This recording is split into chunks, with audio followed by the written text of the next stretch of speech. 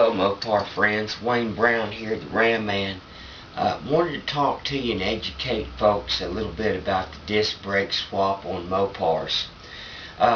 It's long been known since the 70s and stuff that the A-body cars, the 1973 through 1976 A-bodies, their disc brake system will bolt on to just about every single Mopar except for the C-bodies and the Imperials from about 1962 on, with slightly various modifications. It'll fit the A, B, and E-body lines.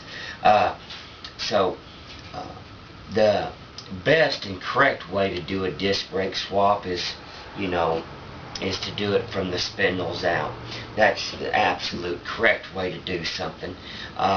Using plates and mounts to kind of monkey rig stuff up on some drum brake spindles and stuff. I guess that would be an alternative for some people, but most people would describe that as less than correct, like I said, from the spindles out. Of course, a lot of articles have come out in magazines and stuff. Richard Ehrenberg wrote his, the definitive discotheque on disc brake swaps and stuff.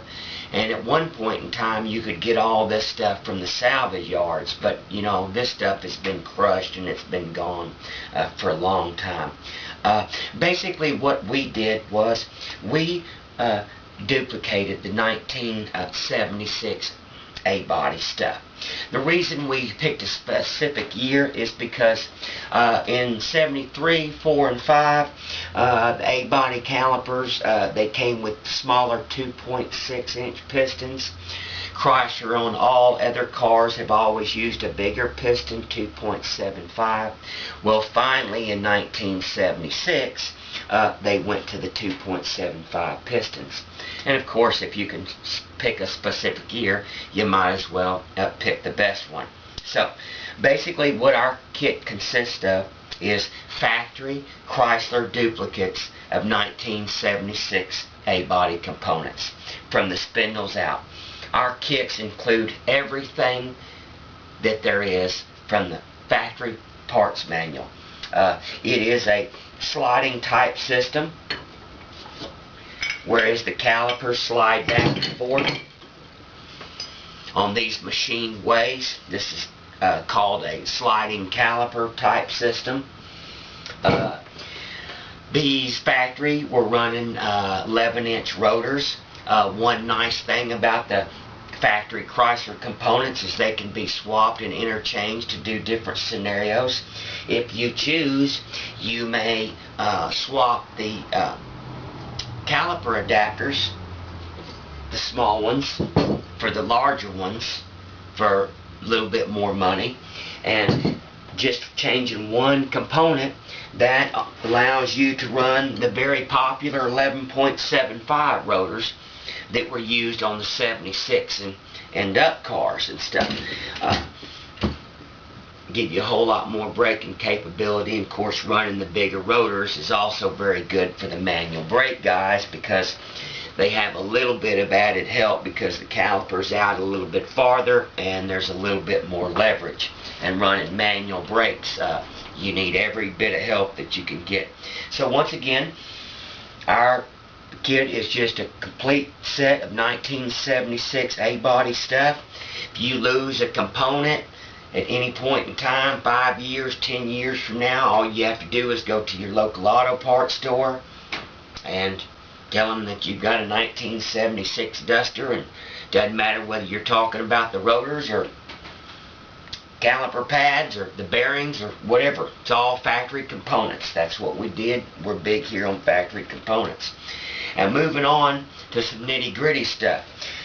These sliding caliper design was designed to be mounted on the front of the spindle, which is fine in nearly about 80 or 90% of the situations.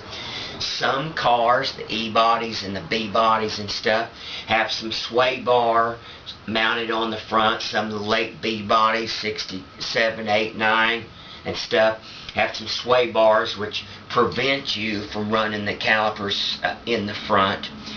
The old days and stuff, we used to say to swap the spindles from left and right, and that would mount them in the rear, but then you ran into hose problems and hose routing problems, especially on the B-bodies and stuff, custom hoses and what.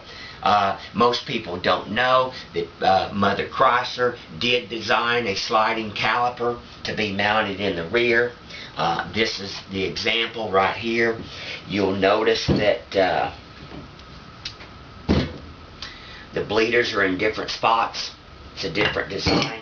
So if need to, on those difficult situations, they're factory designed to run the calipers in the rear. If you would prefer, some people prefer that over the front for an added cost. And once again, like I said, the factory setup is basically 11-inch rotors across the board. Of course, this will fit all the factory wheels. These front kits came on 14-inch wheels from the factory. So yes, using Chrysler components, this fits all wheels 14 inches and up, not just 15 inches, so you don't have to worry about your Magnums or your Rallies or anything else. And that's one of the problems that we've always seen. If people would just stay with the factory stuff, everybody would be happy. We moved to these outside vendors like Master Power Brakes. They have it in big italics.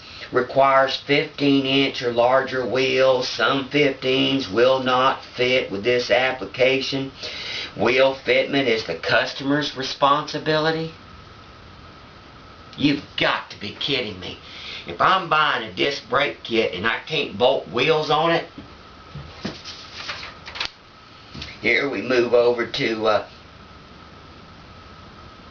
engineered components. Big italics note. The A, B, C, and E body kits are available in 4.5-inch bolt soaker only and cannot be used with factory Magnum wheels. Anyway, our kits come 100% complete, just as the factory did, from the little seals out. 2 sets of extremely detailed instructions. Of course, I'm always available, whether it be text or email or the telephone. We sell these complete. The complete kit minus the rotors runs about $500. If you would like to upgrade to rear mount calipers because you like the look or you need to because of some front obstruction, that's about $150 more.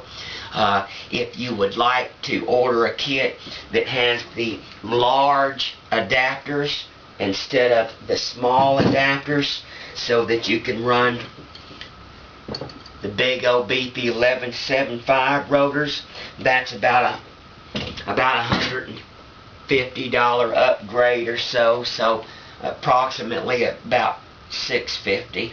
So there we have it, my friends. If you have any questions, you can call me or look on the website at theramman.com and find some information and contact me that way. Once again, my friends, you have a wonderful day. God bless you and America. Bye-bye.